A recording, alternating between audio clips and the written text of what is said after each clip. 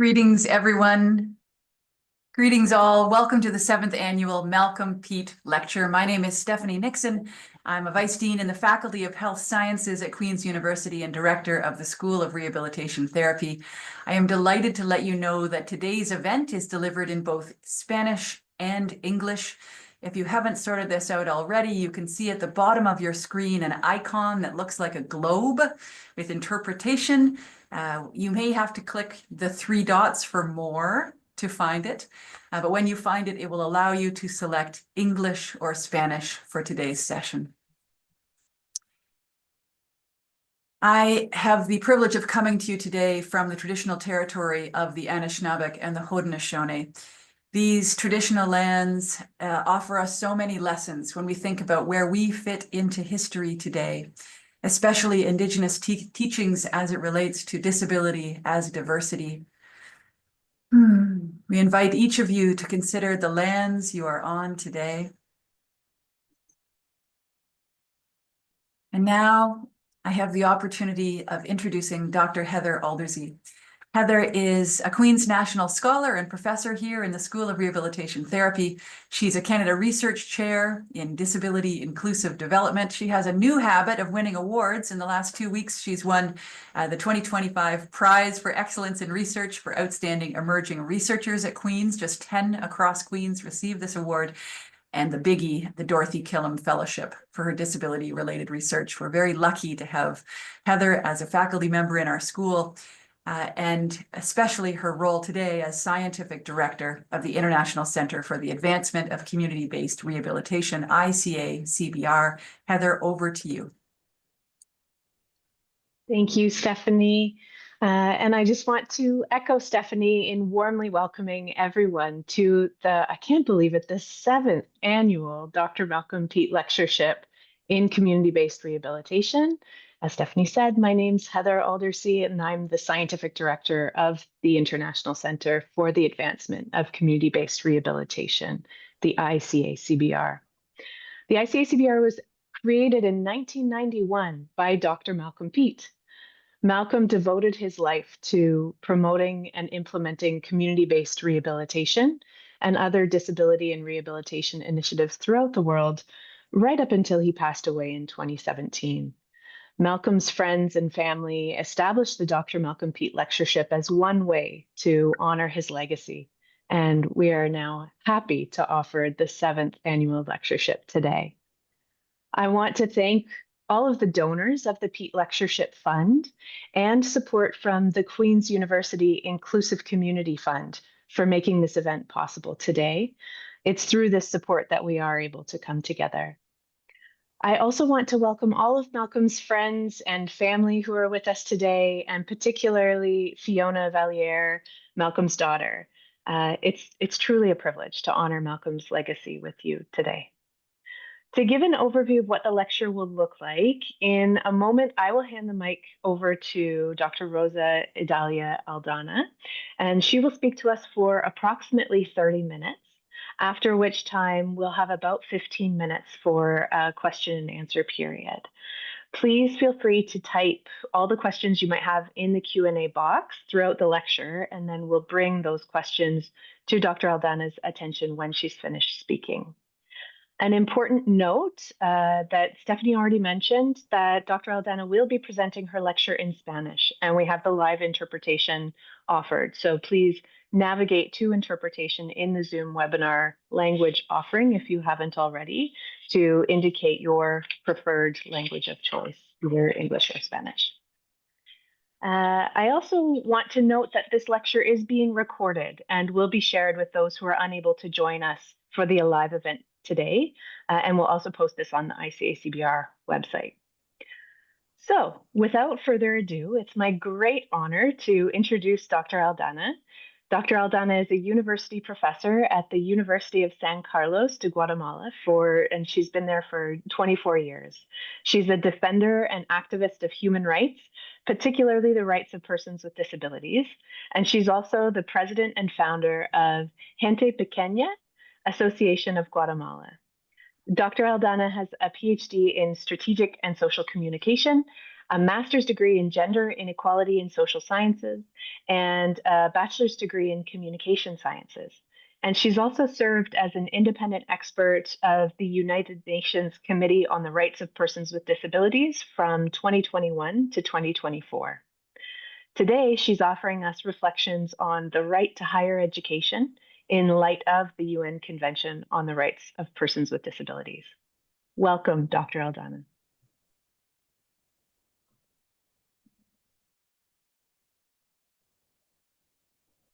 Muchísimas gracias y buenas tardes a todos los asistentes.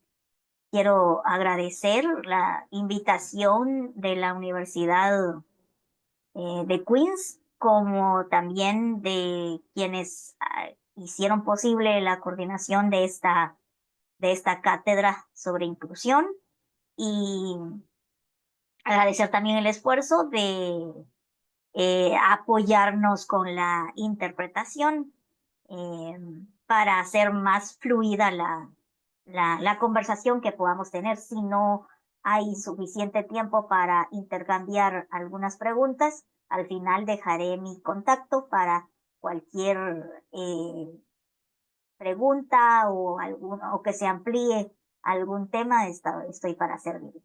Y voy a dar inicio. Reciban un saludo de la Universidad San Carlos de Guatemala, especialmente la unidad de comunicación social en la que laboro desde hace 25 años como docente.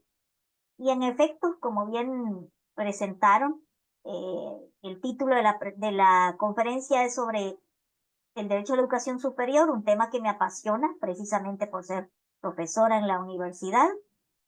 Y siempre, por supuesto, desde la mirada de la convención. Hay dos artículos, bueno, muchos de los artículos de la convención son transversales, pero dos de ellos son los que me han impactado muchísimo y que se relacionan directamente con lo que vamos a conversar hoy, que es el artículo 24 y el artículo 27 de la convención.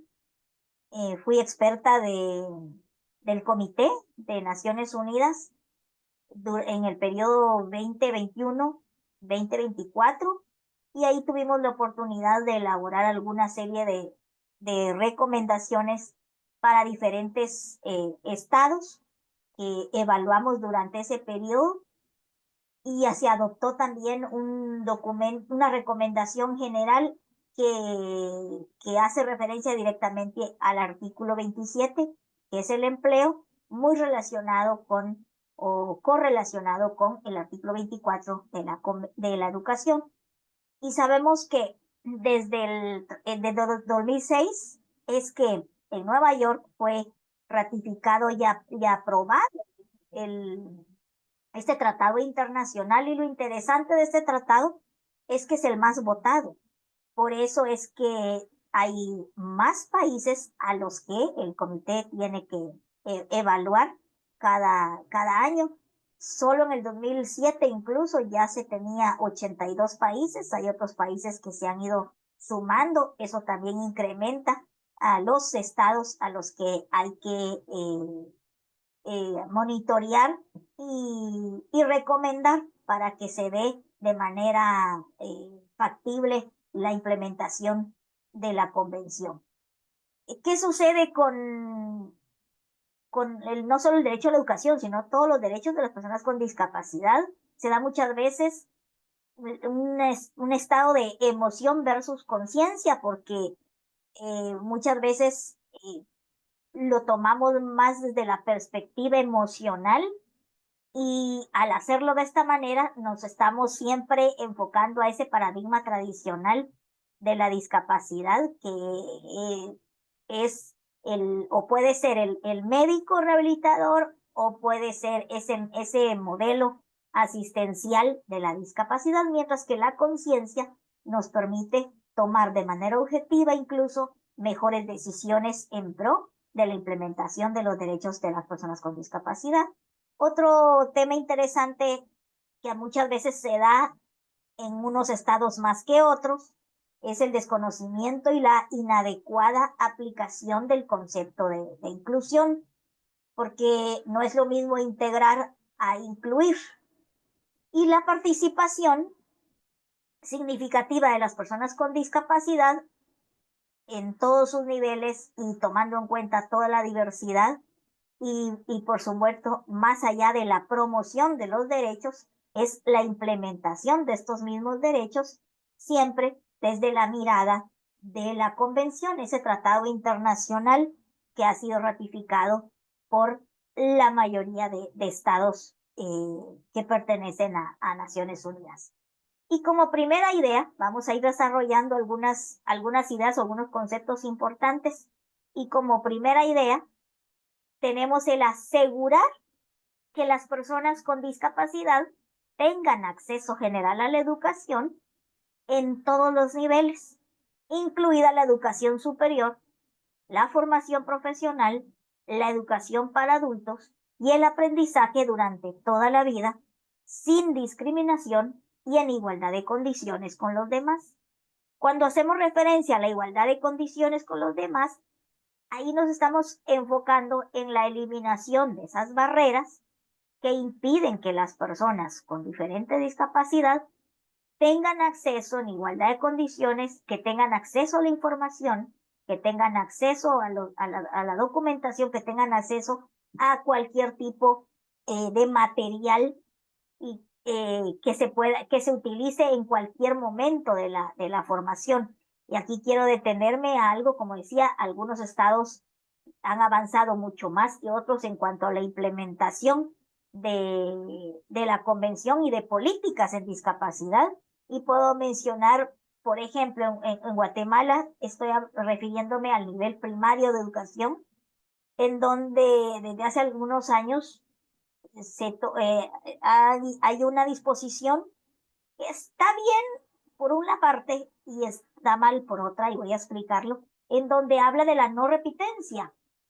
Y ello ha incurrido en que no se ha fortalecido la capacitación ni la asignación de recurso humano y financiero para que se incorporen ajustes razonables que equiparen esas oportunidades para los estudiantes con discapacidad.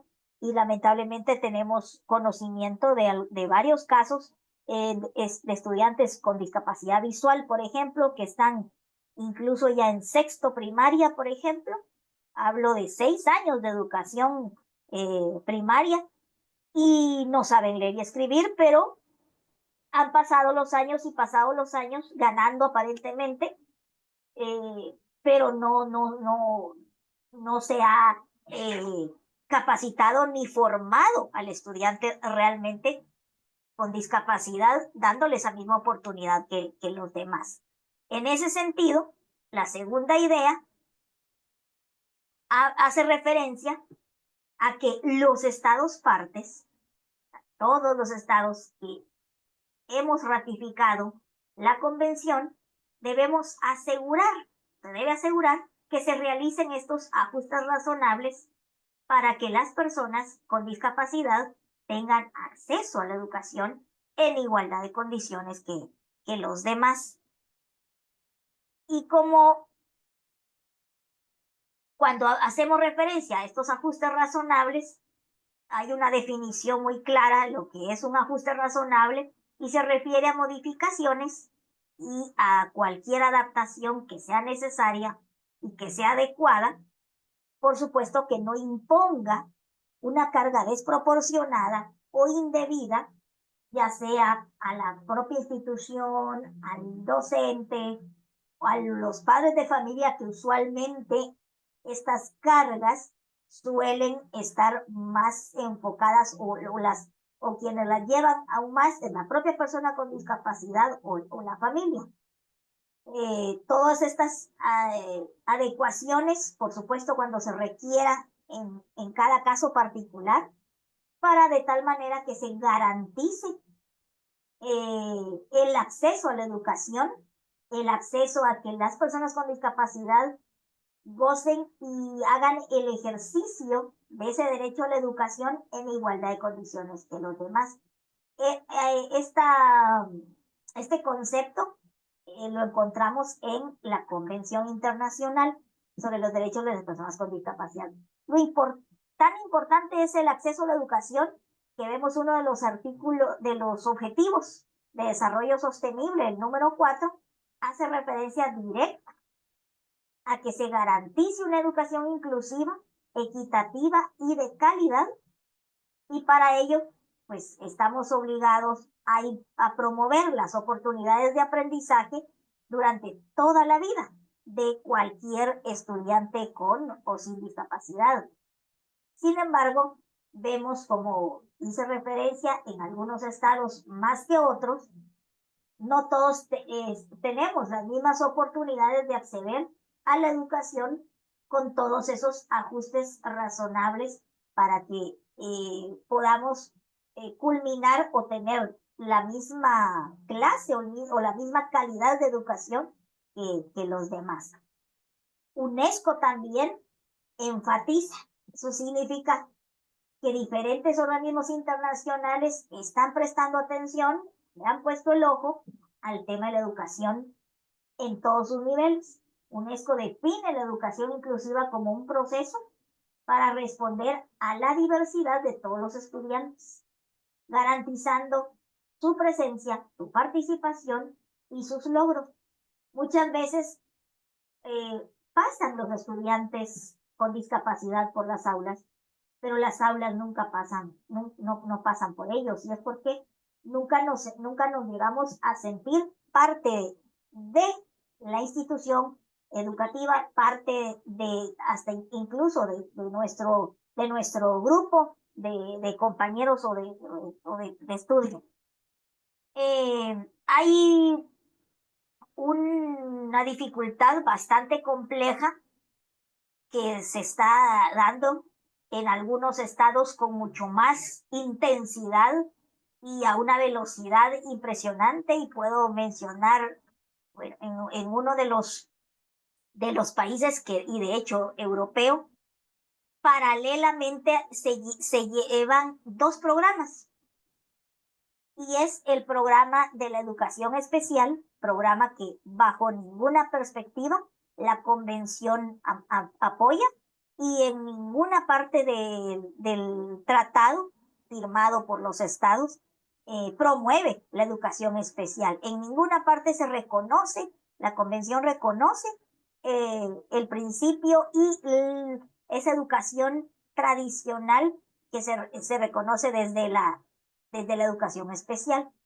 Y en muchos estados está persistiendo esta educación paralela, que se dan esas dos vertientes, un modelo educativo inclusivo y un modelo de educación especial. Y como bien hemos mencionado, este segundo modelo de educación especial es totalmente excluyente, continúa o perpetúa la segregación y margina a toda la población estudiantil, particularmente a las personas con discapacidad. Cuando se tienen compañeros con discapacidad en un aula, también se tiene la oportunidad de aprender, tanto ellos de nosotros como nosotros de ellos. Y esa posibilidad la vetamos cuando persiste estos modelos tradicionales de educación.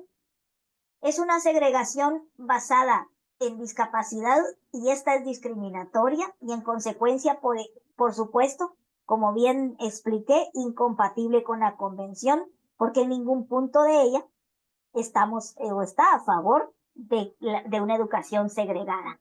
La educación inclusiva, por otro lado, es incluso de un efecto inmediato y no está necesariamente sujeta a una implementación progresiva. Y como bien hice referencia, la convención bajo ninguna perspectiva reconoce el derecho a la educación especial. Y ello nos lleva a tres grandes afirmaciones. En primer lugar, a una transformación del sistema educativo. En segundo lugar, a la generación y provisión de apoyos individuales y personalizados, como también a la implementación de ajustes razonables individualizados. Cuando hablamos también de atención al estudiante con discapacidad, no necesariamente, o sea, que sea ya sea una oficina, un departamento,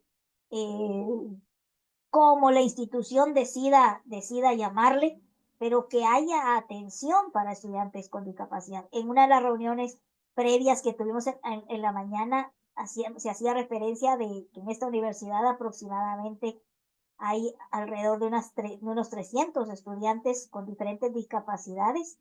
Ese es un número significativo y también alentador de que el día de mañana habrán profesionales ejerciendo eh, sus diversas carreras de manera profesional.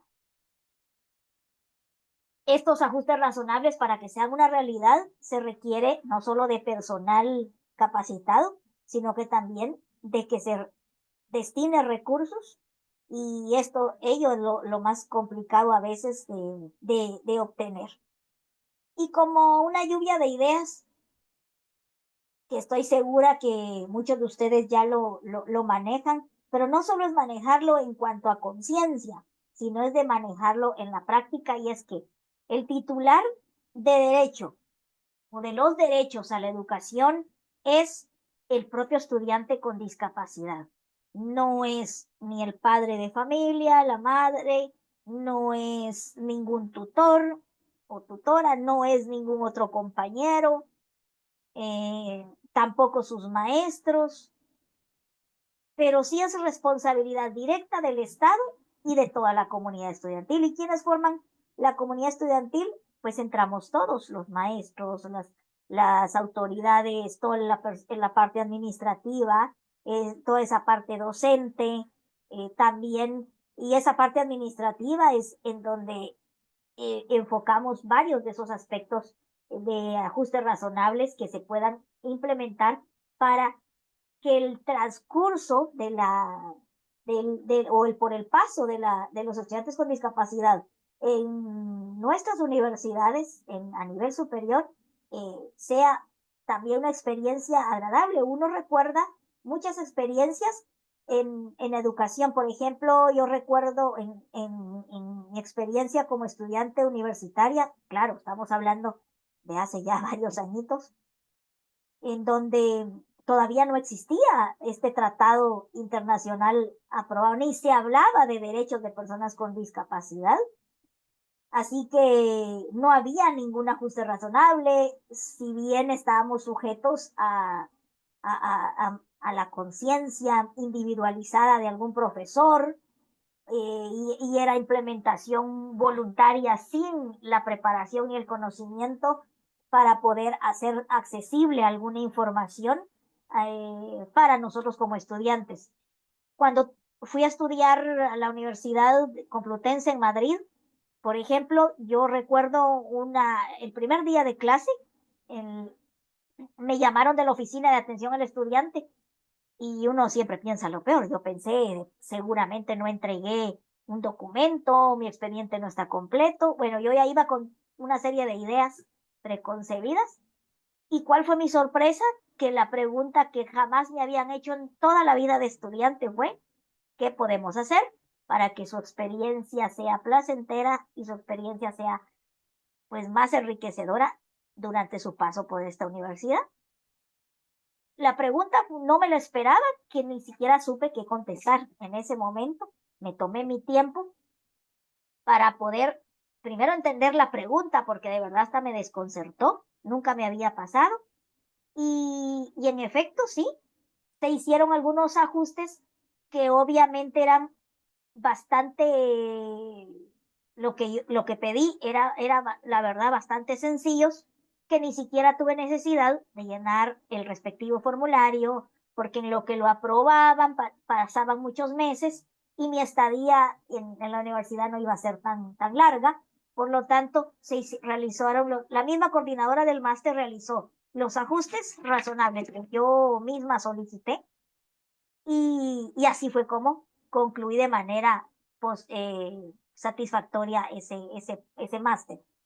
Y, y eso me lleva entonces a lo que la educación inclusiva debe garantizar, que todos los estudiantes, de manera independiente, eh, e independientemente de sus habilidades, necesidades o características, pues que tengamos el acceso a la educación, a una educación de calidad y por supuesto relevante en un ambiente de aprendizaje también seguro, un ambiente respetuoso por parte no solo de los compañeros, sino por parte también del personal docente.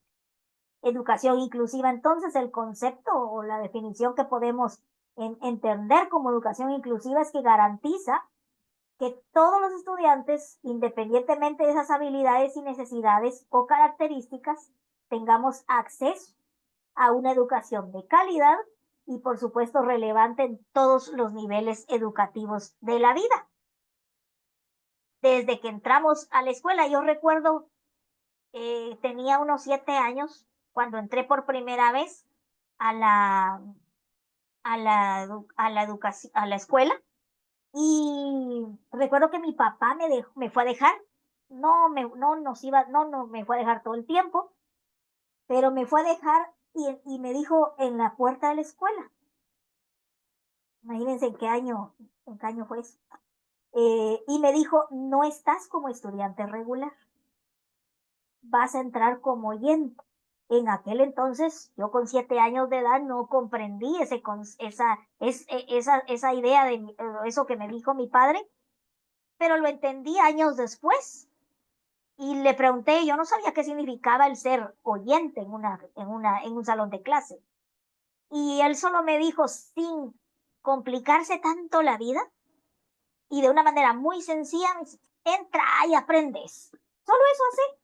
Ese es tu trabajo, entrar y aprender. Y pues eso fue lo que hice. Años después dije, uy, entonces sí, no me estaban dando, la misma escuela no me quiso aceptar al principio como un estudiante regular, mientras que ahora, a raíz de estos acuerdos, no solo internacionales, sino medidas nacionales que cada estado ha ido tomando y asumiendo para poder cumplir con este tratado internacional que es la convención, ha permitido que muchos estudiantes con discapacidad puedan acceder a la educación. Y esta parte de ideas la quiero cerrar con esta idea que yo le llamo una idea top o extraordinaria, que es esa readaptación de estos centros educativos en los planes de estudio y de todo lo que sea necesario para que todos los estudiantes podamos tener el acceso a un proceso educativo realmente inclusivo y ver por todas las necesidades educativas de cada estudiante, considerando, por supuesto, estas condiciones sociales, interculturales, de salud, personales también, entre otras, que requiera el estudiante para hacer su experiencia en este camino educativo, más allá de éxito, sino que uno lo recuerde con ese cariño. En la mañana también hablaba con los estudiantes en donde yo no recuerdo haber vivido bullying, o tal vez yo no le presté tanta atención a ello, pero no recuerdo haber vivido tanto acoso, al menos escolar, no por parte de mis compañeros. Probablemente cuando sí teníamos algún intercambio con otras escuelas y que no tenían la oportunidad de conocerme, pues sí tuve algunas situaciones, pero mis propios compañeros me defendían y me defendían con todo, con uñas y dientes, se los prometo. Entonces, mi educación, la verdad que sí la viví con muchas ganas. Eso creo que me hizo también amar la escuela. Yo miraba a mi hermana mayor estudiar y yo quería ser como ella y moría por entrar a la escuela. Así que creo que pesó más esas ganas de estudiar que lo que me podía pasar en el entorno. Y aquí quiero hablar de 4 entornos. El primer entorno es ese salón de clases regular en donde se cuenta con con el apoyo de algún asistente que tiene el maestro, que se puede implementar en cualquier nivel educativo. no solo a nivel superior, en cualquier fase de la educación. Sin embargo, que puede funcionar, que no es que esté mal, pero esto sigue siendo una visión integradora, más no necesariamente inclusiva.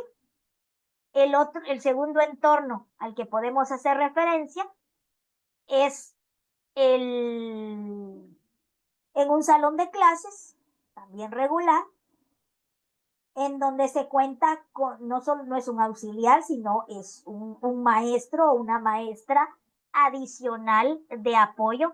Muchas veces este tipo de entorno se da, por ejemplo, en donde al estudiante con discapacidad sale de su salón regular y va a otro salón paralelo.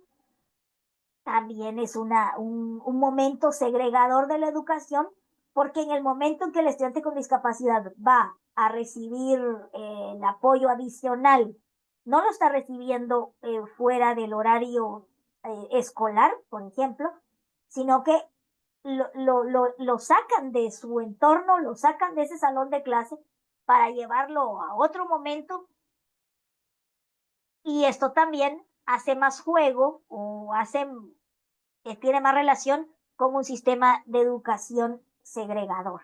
Y un tercer entorno es un salón de clase especial, que en mi opinión es el peor de todos, dentro de una escuela ordinaria, en donde incluso el resto de niños, si es a nivel primario, se da cuenta perfectamente del, del grupo de estudiantes con discapacidad que está en un salón de la escuela diferente, totalmente diferente. Eso no solo excluye al estudiante con discapacidad, sino que también excluye al resto de estudiantes sin discapacidad de que puedan tener esa oportunidad de aprender del resto de compañeros. El cuarto entorno es una escuela de educación especial completamente segregada. Ahí sí no estamos hablando de un aula recurso, no estamos hablando de completamente una escuela aparte. Y aquí me recuerda ese modelo paralelo al que yo les explicaba, que en muchos estados que han avanzado mucho más que otros estados, sin embargo, pareciera que en este punto se está retrocediendo. Pero es un poco entendible porque, ¿qué ha sucedido? Se ha obligado o se ha hecho obligatorio que la educación sea gratuita en algunos niveles y y que sea, y que sea para todos y que se incorpore la educación inclusiva, pero eh, hemos olvidado realmente lo que significa la educación inclusiva, en que este estudiante con discapacidad es uno más de nosotros, y mientras menos normalicemos al estudiante con la discapacidad que sea en nuestros salones de clase, en nuestra universidad, en las actividades sociales, en cualquier actividad académica o no académica, pero siempre parte del desarrollo de la comunidad educativa de cualquier centro educativo.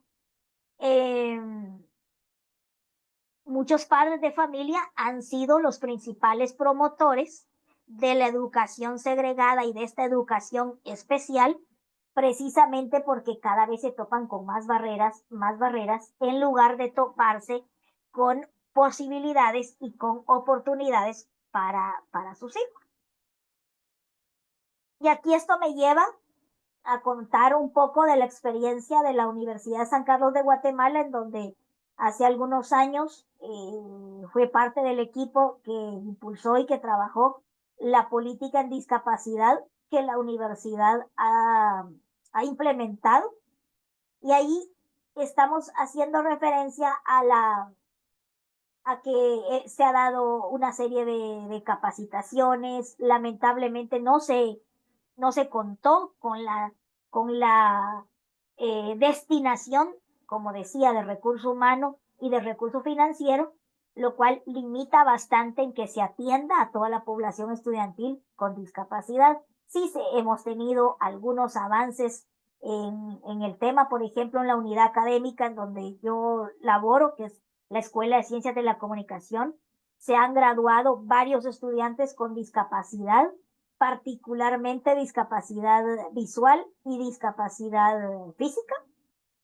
Y de hecho, varios de estos estudiantes laboran en diferentes espacios. Recuerdo a 2 estudiantes con discapacidad visual, ambos trabajan en 2 organismos internacionales ejerciendo la tarea de comunicación. Esta política incluye a docentes, a toda la comunidad estudiantil, a docentes. Hay 3 pilares de la universidad, que es la investigación, la docencia y la extensión. Y desde esa perspectiva hemos implementado algunas acciones en favor de la población estudiantil con discapacidad. Sin embargo, muchas veces se ha dado un divorcio entre las autoridades y el personal docente, por ejemplo, por lamentablemente cuestiones más políticas que precisamente académicas, lejos totalmente de la academia y más políticas, que ha venido a hacerle un gran daño a la educación. Dentro de este proceso es importante el manejar todos los vínculos o las vías de comunicación para que no solo se conozca esta política en toda la universidad, sino que la podamos implementar y que cada unidad académica de manera institucional implemente y destine y planifique dentro de esa planificación anual operativa, planifique el que se destine recursos financieros y humanos para atender a la población con discapacidad. Cuando hago referencia al territorio y hago referencia a la infraestructura, en ese tema la universidad ha avanzado bastante, al menos en el campus universitario el campus central, tiene muchas rampas en todo el campus. Al menos la accesibilidad horizontal la hemos salvado, mas todavía no hemos salvado la accesibilidad vertical, precisamente porque el mismo campus es patrimonio cultural y hay leyes que nos impiden de alguna manera modificar ciertas estructuras, y eso es lo que en ese proceso estamos. Otra medida que debemos de tomar en cuenta en cuanto a la docencia, háblese de hacer ajustes en metodologías de enseñanza de los profesores y de las dinámicas que se dan en el aula para que facilitemos el aprendizaje de todos los estudiantes con cualquier tipo de discapacidad, así como hacer mediadas, y eso sí nos ha hecho bastante falta, no solo en nuestra universidad, sino en muchos estados, esas mediaciones, incorporar esas mediaciones pedagógicas implementadas en la evaluación. Por ejemplo, hemos implementado algunas medidas como proporcionar algún ajuste razonable en cuanto al tiempo que se le dé al estudiante con discapacidad. Algunos documentos también, se ha implementado varios cursos, tenemos varios cursos ahora derivado de la pandemia que hemos hecho en línea para todo el personal administrativo y docente de la universidad, en donde hemos hecho mucho hincapié en la accesibilidad digital, y eso ha facilitado el que cada vez más profesores nos preocupemos por proporcionar información y documentación accesible para cualquier lector de pantalla, específicamente para estudiantes con discapacidad visual. En docencia también hay mucho trabajo que hacer en sensibilización en cuanto a que se reconozca el derecho y que se reconozca la capacidad del estudiante más allá de otro tipo de acción.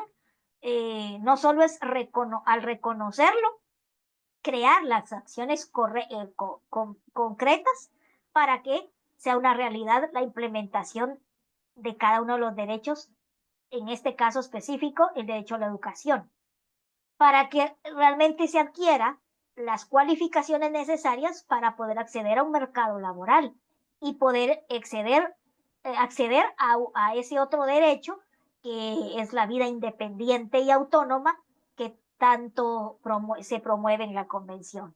La educación docente es en uso de en cuanto al uso de las herramientas y como explicaba, metodologías especializadas accesibles para que pueda ser utilizada por todos los estudiantes con discapacidad. Esta diversidad, porque en nuestros salones de clase siempre va a haber gente diversa, es un hecho natural y me gusta mucho este concepto que da UNESCO. Y al reconocer que es un hecho natural, también normalizamos ese hecho diverso de la humanidad. Es esa normalidad lo más normal que seamos diferentes, que el que seamos diferentes sea lo más normal y no como muchos años atrás en donde cuando alguien era diferente o se salía de la norma incluso de un comportamiento social, era catalogado como más allá de una desadaptación social, sino que hasta incluso la humanidad se atrevió a dar diagnósticos cuando no se tenían las competencias para ello y estigmatizar y etiquetar a las personas con diferentes discapacidades a que no se podía, como el ejemplo que les comentaba cuando ingresé por primera vez a la escuela, en donde sin darme la oportunidad ya me etiquetaron en donde no iba a poder aprender, no iba a poder desarrollarme como un estudiante regular, como un estudiante como cualquier otro. Y acá les dejo con mi contacto, como les explicaba, si no hay tiempo para muchas preguntas o que queden algunas ideas en el aire, pues que queden algunas ideas en el aire, pues ahí está el contacto. Con todo gusto, estoy a la orden para ampliar esta información. De hecho, este año he tenido también otra oportunidad muy interesante en donde formo parte de un equipo de tutores externos de una tesis de una tesis de posgrado en una universidad en México. Estamos ahí pues a la orden en lo que podamos apoyar siempre dentro de la academia. Muchas gracias por su atención. Espero no haberme excedido tanto en el tiempo.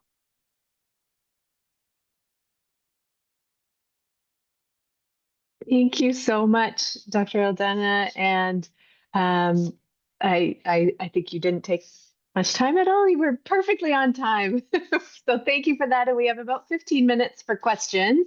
So please, just a reminder to everyone, put your questions in the Q&A function within Zoom at the bottom of your screen, and I will read those out. To start us off, maybe while people are navigating and finding that function, I might ask the first question. I'm very interested in the idea of progressive realization. I think it was translated as progressive implementation of the CRPD. And I was just wondering, some of the audience might not be aware of that term or what it is. So I was wondering if you might be able to explain the idea of progressive realization of the CRPD, and what does that mean particularly for implementation of the CRPD in low and middle income contexts like Guatemala?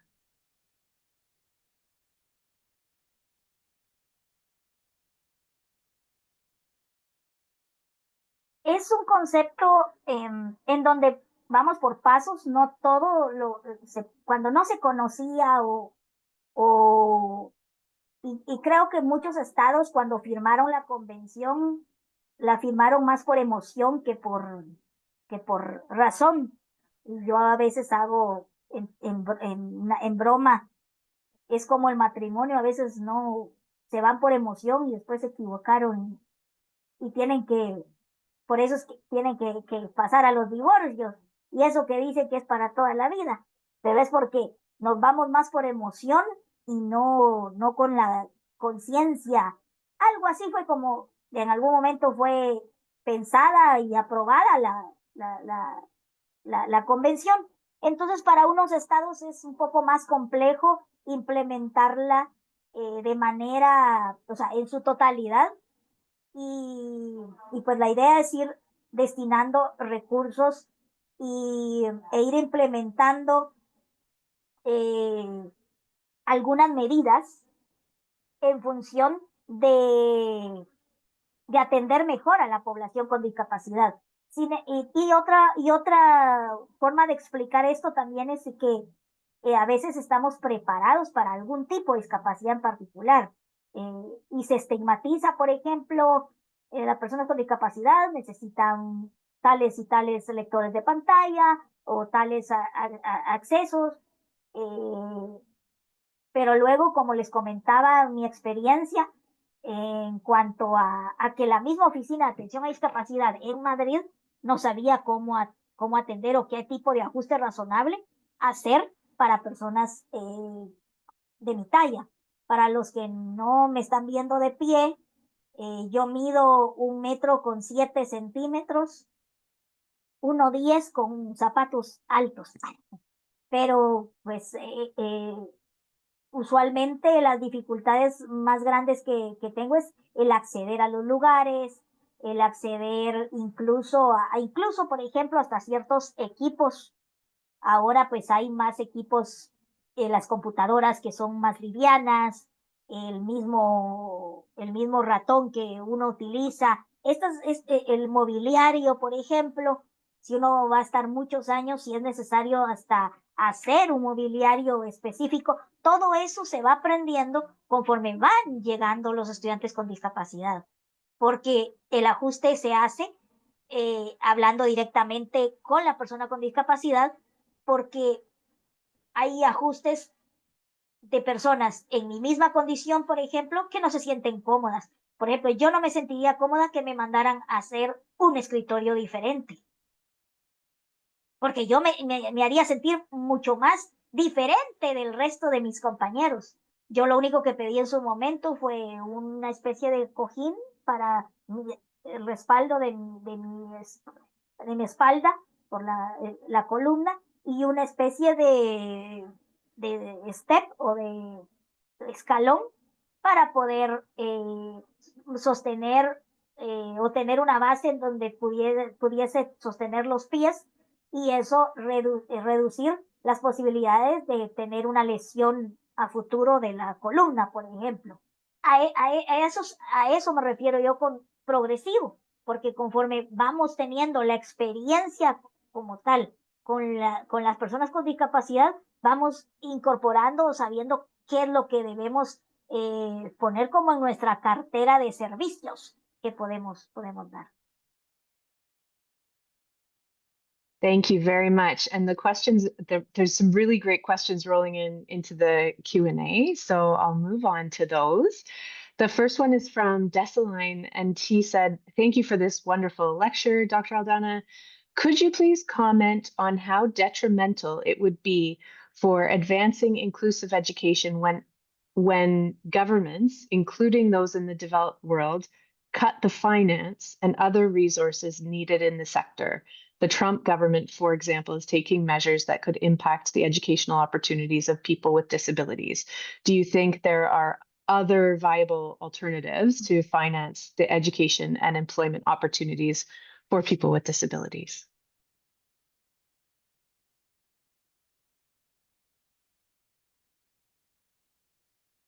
Personalmente creo que no se está viendo las posibilidades que se tienen de invertir con personas con discapacidad.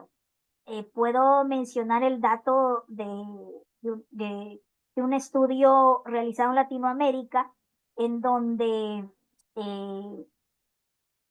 arrojó este dato es bien importante, porque el Producto Interno Bruto de un país que se deja de percibir cuando no se invierte en las personas con discapacidad, en países como de Latinoamérica, por ejemplo, es alrededor de casi un 7%. Entonces yo creo que tanto empresarios, tanto el sector empresarial y los gobiernos no están viendo a las personas con discapacidad como esa oportunidad.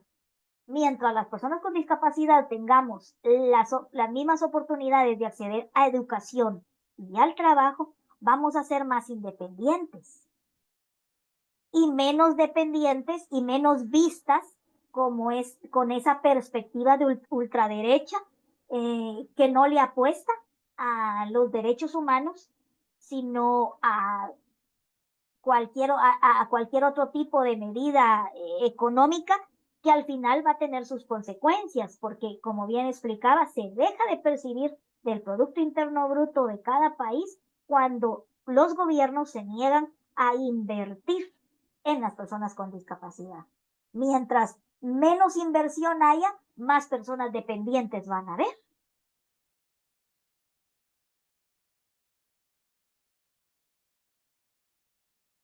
Thank you for that answer, and I agree with you.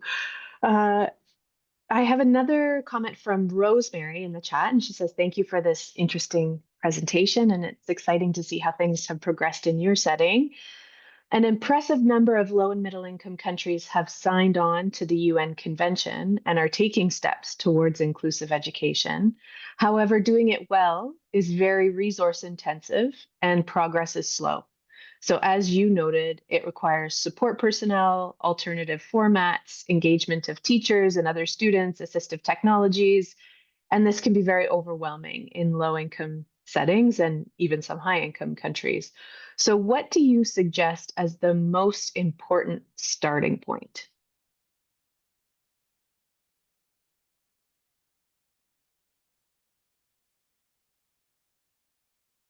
Creo que en mi opinión, la voluntad del docente también, porque hay algo que me está sucediendo después de pandemia en mis clases que doy en la universidad y es interesante que me está costando menos hacer ciertas adaptaciones en los salones de clase post pandemia que antes, porque los estudiantes ahora, estoy hablando de estudiantes sin discapacidad estoy teniendo en mis salones, como están tan o tuvieron tanto acceso a tantas metodologías digitales,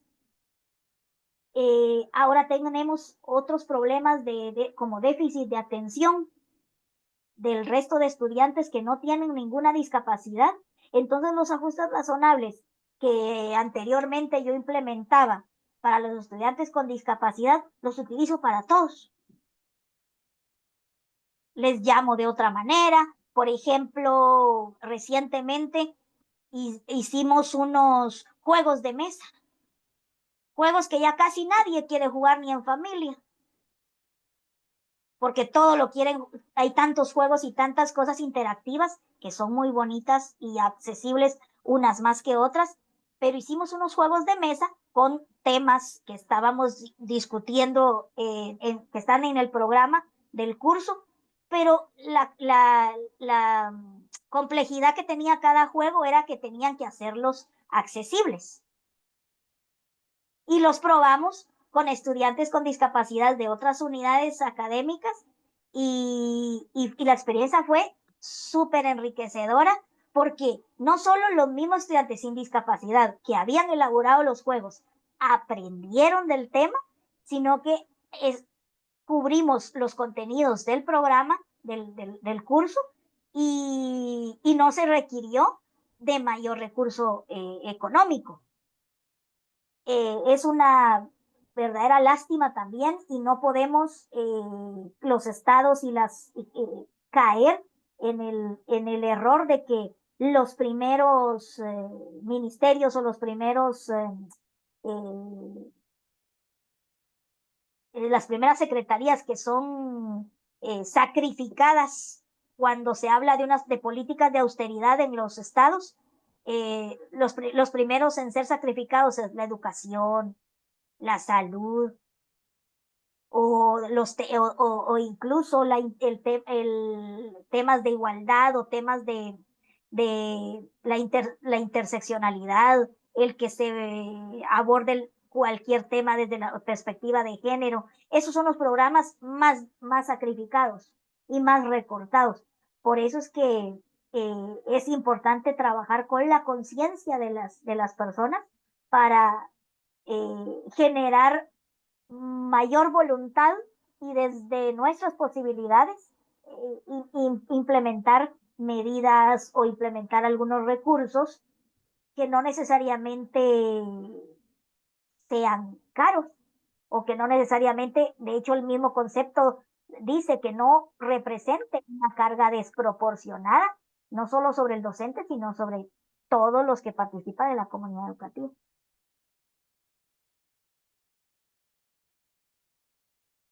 Thank you very much. That there's lots that universities could be doing to move towards realization of the CRPD. It doesn't have to cost a lot of money, and attitudes, I agree, is a very important first step too. Well, thank you. I think this is the end of the time that we have available for the Pete lecture today.